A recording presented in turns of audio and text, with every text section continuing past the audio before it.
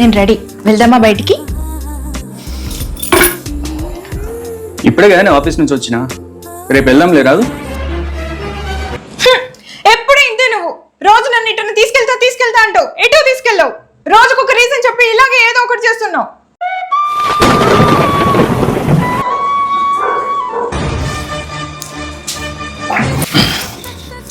సరే, నిన్న ఒక క్వశ్చన్ అడుగుతా, దానికి కరెక్ట్ ఆన్సర్ చెప్పు.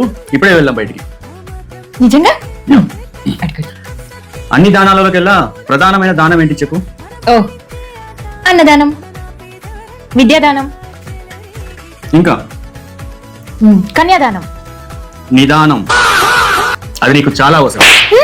నిదానమే ప్రధానం.